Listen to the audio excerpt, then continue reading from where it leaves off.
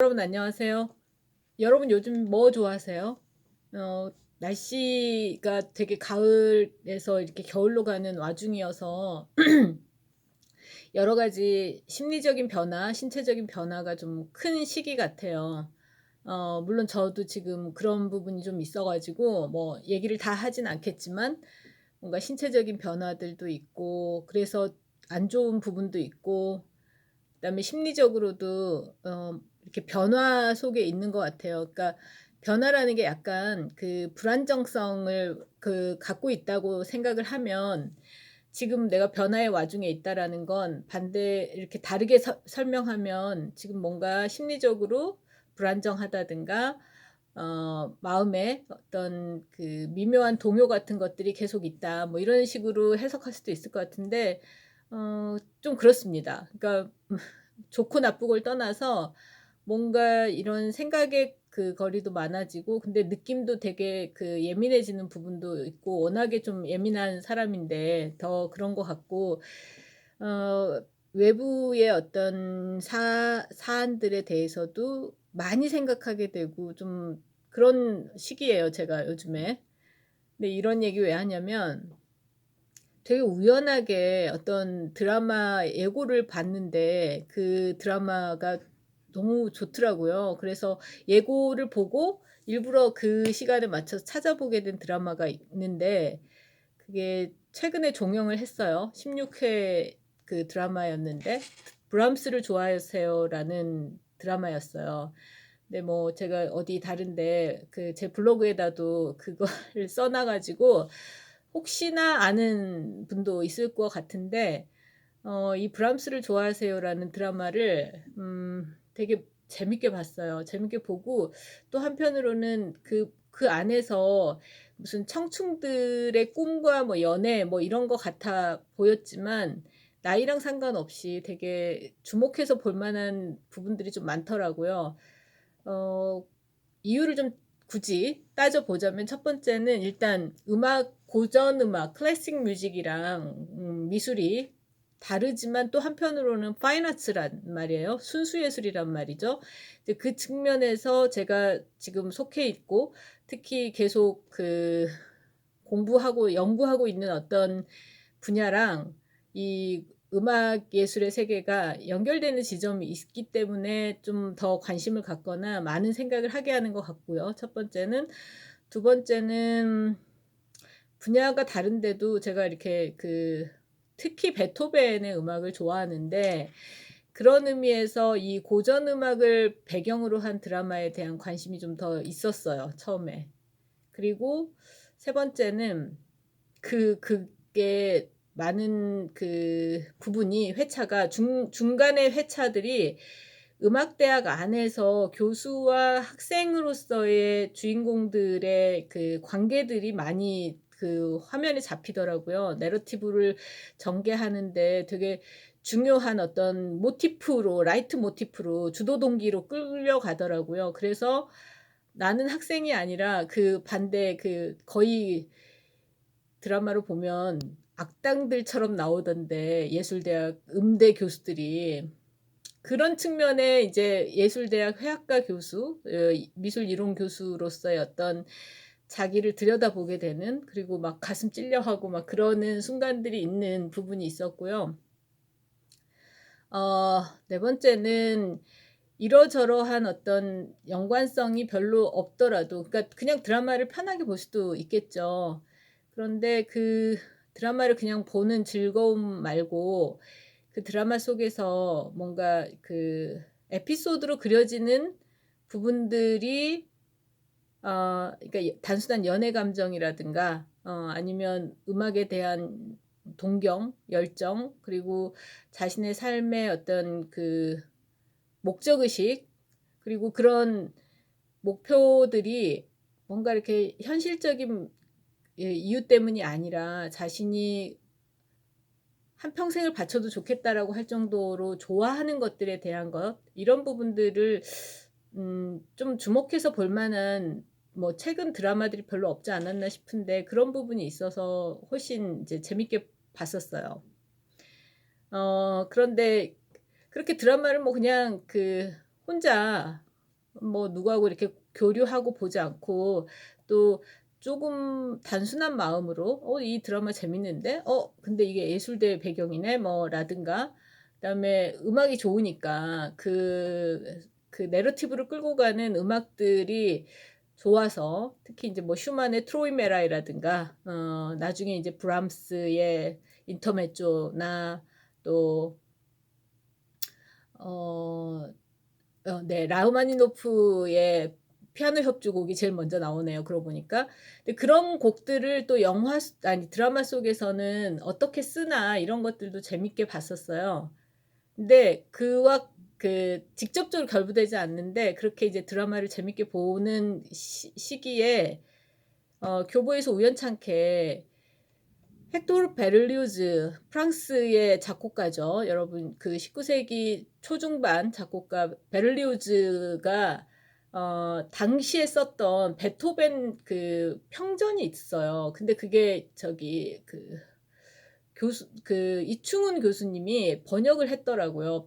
베토벤과 아홉 교향곡 이렇게. 근데 책 음악 전문 출판사인 포노에서 이렇게 번역을 해서 나왔던데 그 되게 귀하게 읽을 만한 글들인 거잖아요. 왜냐면 1820년 30 년대에 베를리우즈가 프랑스 잡지에다가 발표했던 그 베토벤 평론이 번역돼 나온 거니까. 근데 글도 정말 재밌었어요. 근데 그 책도 그 시즌에 발간이 돼서 번역이 돼서 제가 읽게 되고 그런데 이제 드라마 브람스를 좋아해서 좋아하세요. 이 발음 잘 안 되네요.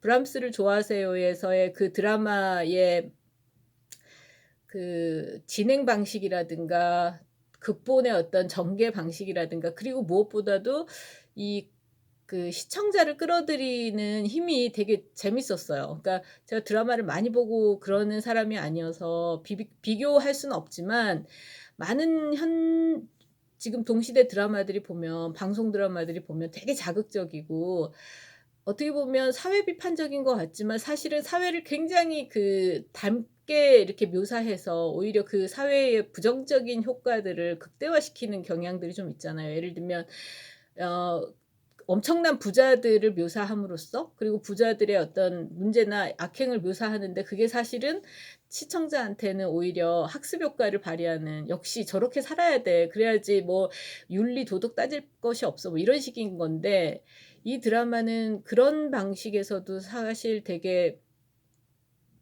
비껴나 있고 그런 서사에서도 그러면서 고전 음악을 배경으로 하되 그 고전 음악 자체를 또 무슨 학술이나 음악사적인 측면에서 막 다루는 그런 드라마는 아니고 되게 독특한 지점에 있었는데 특히 이 드라마가 이렇게 극의 긴장도를 높이거나 감상자들이 계속 뭐랄까 관심을 떨어뜨리지 않게 하는 그러니까 뭐 대중적으로 되게 많이 이 드라마를 본 것 같진 않아요. 왜냐면 뭐 시청률이 높지 않았다고 하더라고요.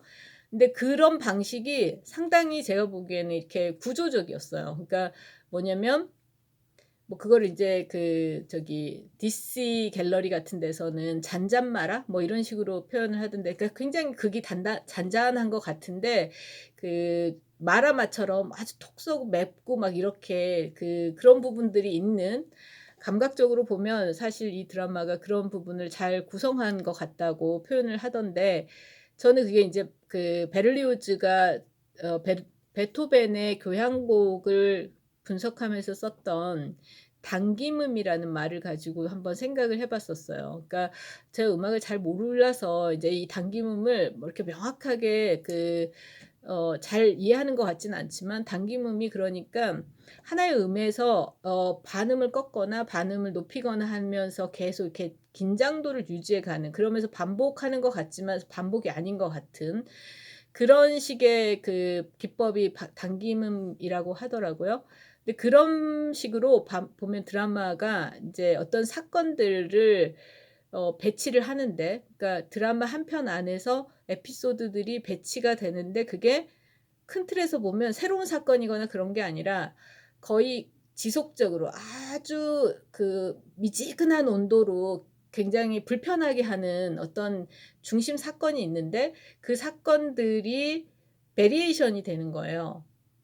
한음 정도 행복한 쪽으로 갔다가 한음 정도 이렇게 시청자가 보기에도 막 굉장히 가슴이 불편하고 저리고 막 안타깝고 하는 쪽으로 가는, 그리고 그런 그 텐션을 되게 잘, 그러니까 당김음 기법처럼 유지해 가면서 드라마 전체는 여러 생각거리를 던지는 것 같았어요. 그리고 무엇보다 인제 아까 저는 인제 교수랑 학생 관계에 대한 어떤 부분들을 얘기를 했지만, 그 부분은 또 어떻게 보면 그 교수를 막 교수 사회나 아니면 대학 안에서의 그 교수와 학생 관계의 어떤 불합리성 같은 거를 비판하겠다는 뜻보다는 어 이런 그 교수들의 그 뭐랄까 악행 내지는 굉장히 관행처럼 돼 있는 어떤 방식들이, 그럼에도 불구하고 이 사람들이 그 교수의 어떤 일들을 견디면서 성장해 나가는가. 이 학생으로 등장하는 여주인공과 남자 피아니스트가 어떻게 그거를 겪어가면서도 그거에 대해서 뭐 순간순간 발끈하고 이의제기하는 게 아니라, 겪으면서 결국은 자신의 어떤 성찰, 그리고 자신의 역량을 그리고 무엇보다 자기 자신을 보존해 가면서 성장시켜 가는가, 이런 부분이 좀 주목할 내용으로 구성 방법으로 있더라고요. 자, 근데 제가 이게 이제 드라마에 대해서 뭐 무슨 영화 비평도 잘 안 하는데 이 드라마에 대해서 되게 뭔가 하고 싶은 얘기들이 많이 있었어요. 그래서 되게 자발적으로 한 4 편의 리뷰를 썼답니다. 뭐 근데 이제 미술 비평처럼 아주 길고 막 엄격하게 썼던 건 아닌데, 4 편의 리뷰를 써서 그 DC 인사이드 갤러리, 브람스를 좋아하세요 갤러리에다가 이렇게 익명으로 계속 올렸었어요. 그 뭐 많은 분들이 또 재밌게 읽어 주시는 것 같고 반응도 있었는데, 어 제가 이제 이렇게 영상으로 이 얘기를 하는 이유는 그런 리뷰를 썼다 이런 거보다는 그 하나의 드라마가 저한테 이렇게 인제 여러 가지로 그 여운도 주고, 또 한편으로는 음 제가 인제 그 속해 있는 어떤 소사이어티 내지는 제 그 삶의 방식 같은 게 있으니까, 단순히 그냥 드라마 보고 사라져 버리는 게 아니라 계속 그 생각들을 하게 되거나 그로부터 어떤 interpretation, 의미의 해석 같은 거를 하게 되더라는 거죠.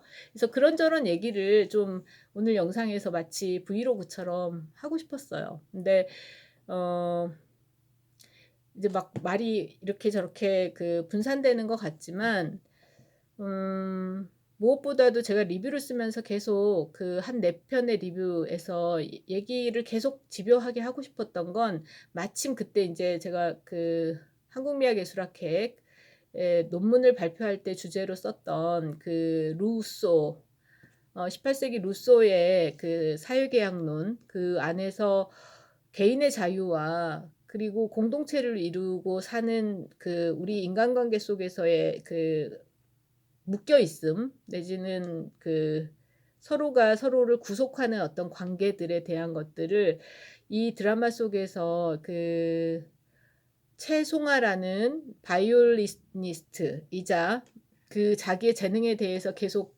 괴로워하는 어떤 인물하고, 박준영이라고 이미 인제 월드 클래스로서 평가를 받고 높은 성과를 낸, 그러나 자기 개인사로 보면은 상당히 뭔가 문제가 많고 고민이 많고 또 무엇보다 외로운 이 사람 남녀 주인공의 그런 사랑과 또 자기네들의 관계 문제가 인제 이 드라마에 많이 그 중심축이 되는데, 그 드라마 속에서 이 두 사람의 관계를 어떻게 이렇게 그 보여주고 끌고 나가고 지향하고 있는지가 보이더라고요. 근데 제가 읽기에는 이 드라마의 극본을 쓴 류볼이라는 작가분하고 또 연출을 맡은 조성민인가 하는 그 연출, 또 두 번째 연출자도 있는데 제가 이름을 다 기억을 못 하겠네요. 근데 그 연출, 그러니까 극본과 연출 안에서 그런 부분이 이제 합이 맞았겠지만, 제가 보기에 이 드라마 속에서 남녀 주인공에 대한 관계 설정은 물론 연인 관계를 전제하고 그쪽으로 도달하는 식으로 결론까지 갔지만 되게 중시했던 건 그거 같았어요. 연인으로 engaged 되지만 그게 이제 반지가 상징하는 거겠지만 그럼 그 연인 관계라는 것이 결코 각각의 개인성, 퍼스널리티 그리고 인디비주얼리티 그러니까 개별성이고 독립성이고 단독성, 싱귤러리티들을 훼손하는 관계는 아닌 것이다. 연인이라고 해서 한 사람이 한 사람한테 완전히 잠식당하거나 소유되거나 내지는 그렇게 되면서 상대에게 완전히 내가 나 스스로를 지워가면서 헌신하거나 뭐 뭔가 이렇게 인내하거나 그런 관계가 아닌 관계들에 대해서 두 남녀 주인공이 고군분투하는 거를 보여준다는 생각을 했어요. 그러니까 시청자인 우리 입장에선 이 두 사람이 감정적인 소비를 하지 않아도 될 정도로 확고하게 두 사람이 서로를 사랑하고 서로를 위한다는 걸 알게 드라마가 연출이 되는데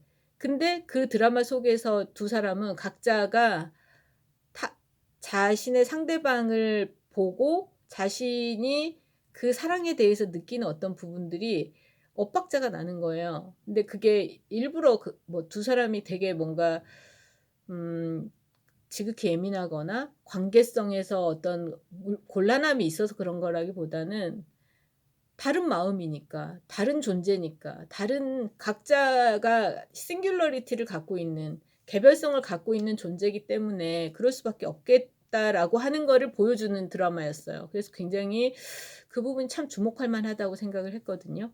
그리고 그것이 인제 루소식으로 얘기하면 "우리는 모두 자유롭게 태어나지만 사회 속에서 우리는 서로 구속되어 있다."라고 하는 말과 같이 음미해 볼 부분이 있다는 생각이 들었던 거죠. 그리고 그것이 이 드라마 속에서는 서로가 서로의 존재를 좋아하게 되는 과정에도 성립이 되고 근데 그 좋아하는 감정들이 너무 이제 커지는 그러니까 드라마 속에서 "그 사랑이라는 거 적당히 해요."라고 하는 말이 나와요. 남자 주인공 박준영 씨가 하는 말이.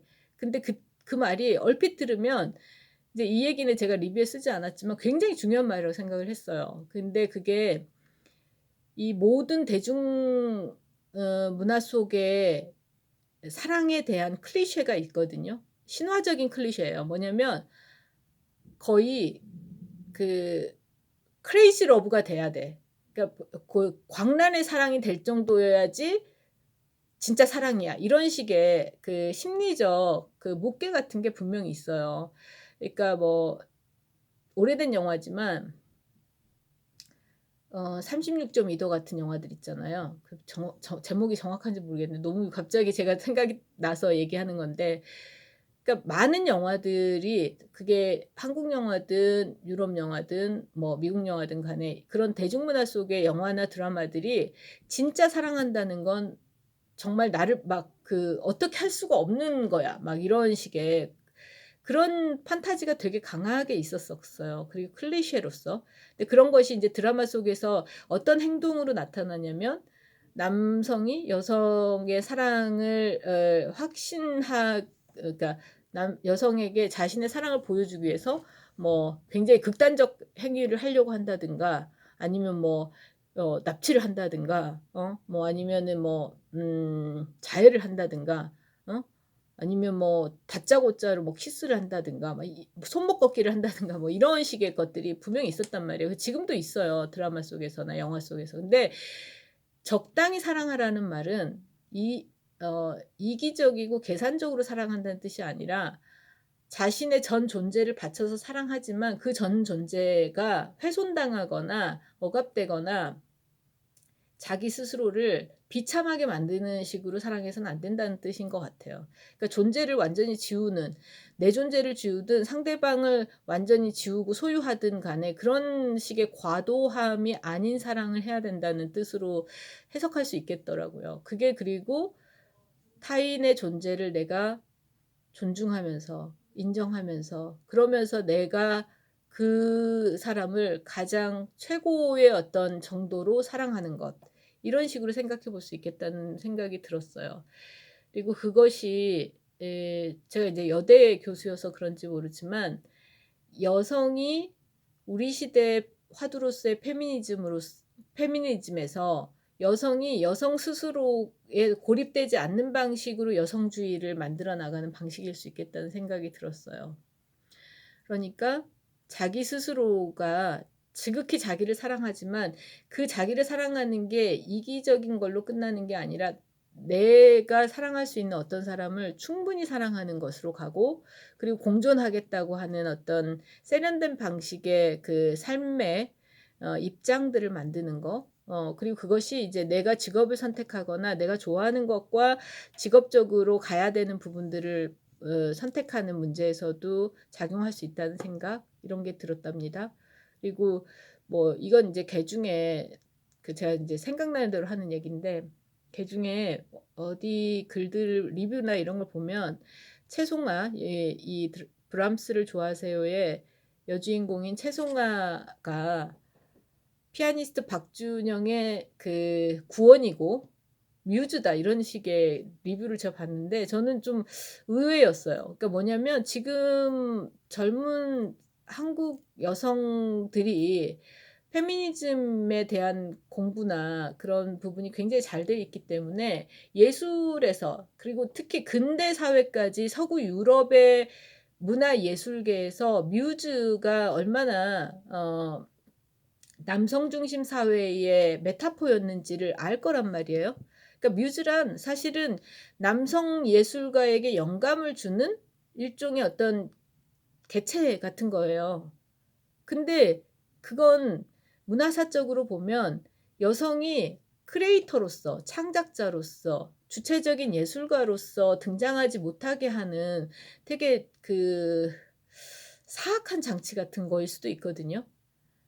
예를 들면 로댕의 뮤즈로서의 까미유 클로델은 까미유 클로델이라는 주체적인 그 존재로서의 아티스트를 인정하지 않을 때 등장하는 소위 장치 같은 거예요. 그런 점에서 왜 그런 거를 많이 알 것 같고, 그리고 심지어 페미니즘 책들을 많이 보는 사람들이 그걸 이렇게 기꺼이 그 채송화를 박준영의 뮤즈 뭐 이런 식으로 이름 붙이지?'라는 생각은 좀 들더라고요.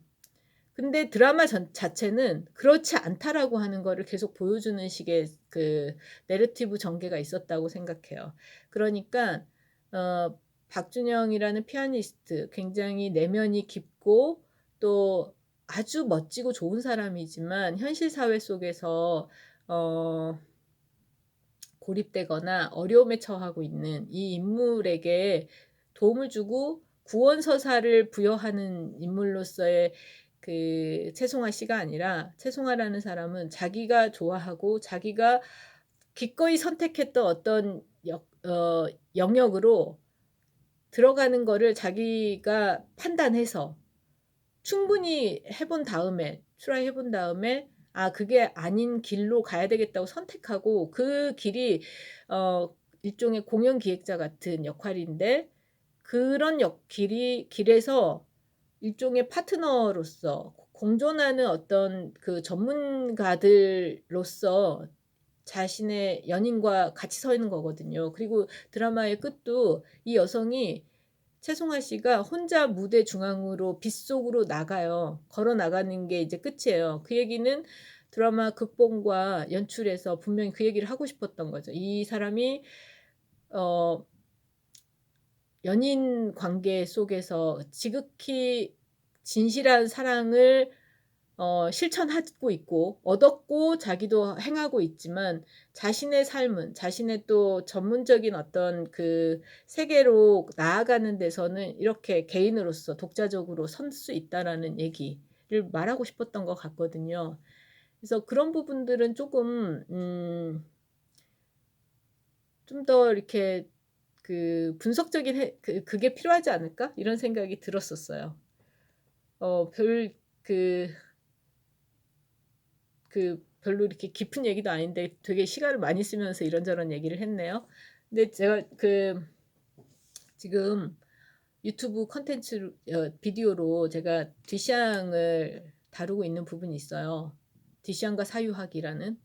제가 사실 뒤시앙을 읽어내는 데서는 뭐 이렇게 말하면 좀 그렇지만 정말 잘 재밌게, 그러면서도 뒤시앙이 가진 그 복합적이고 다원적인 의미들, 미술로서의 어떤 확장성 같은 거를 잘 할 수 있기 때문에 그거는 계속 이제 유튜브 영상을 통해서 다루려고 하고요. 그다음에 지난 가을 학회에서 발표한 논문, 그게 이제 그 학술지에 게재되기 전까지 제가 그 전체 4개의 챕터로 돼 있는 이 논문을 읽어가는 비디오를 또 할 거고요.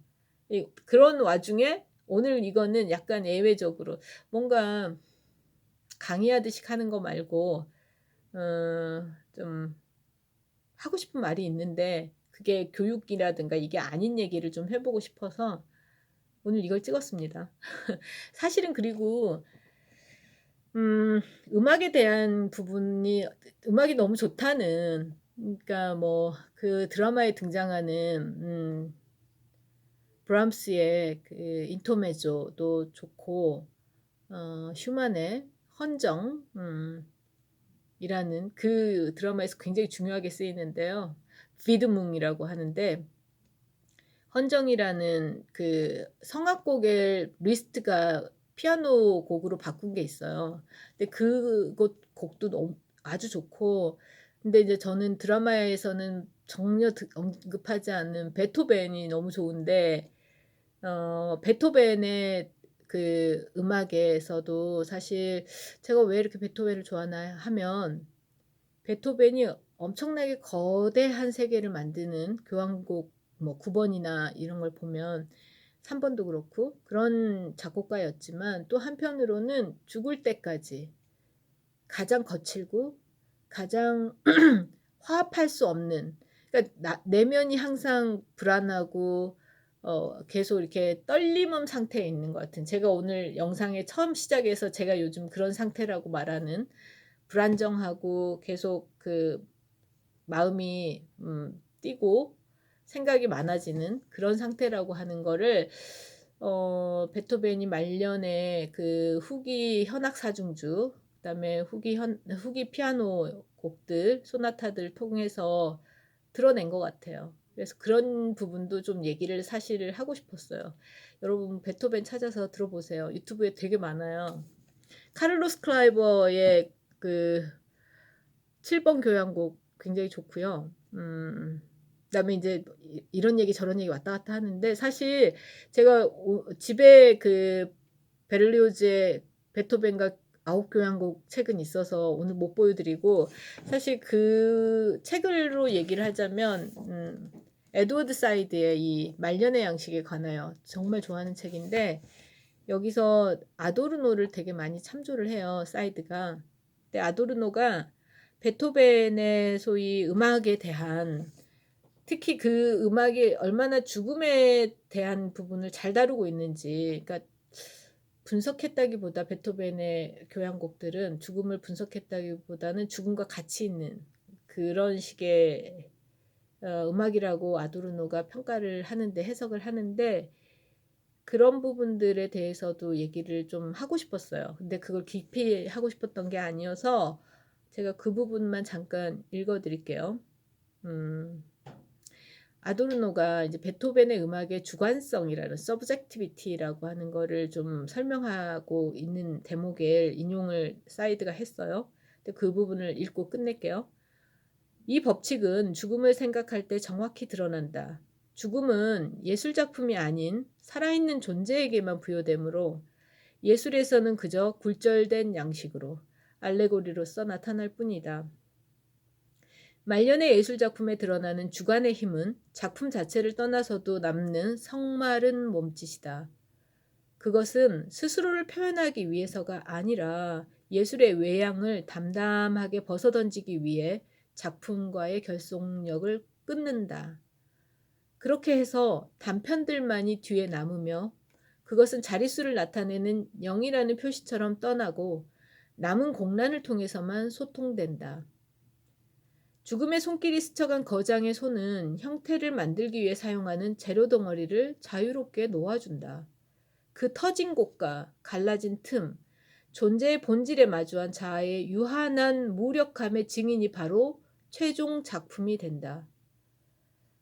베토벤의 후기 현악 사중주, 후기 피아노 소나타 등 이런 것들이 보여주는 음악의 세계가 바로 비유적인 의미에서 어둡고 무거운 죽음의 세계란 뜻이 아니라 우리 존재가 불완전하게 갖고 있는 특수성, 존재의 갈라진 틈 이런 것들이라고 아도르노가 읽어낸 것 같습니다.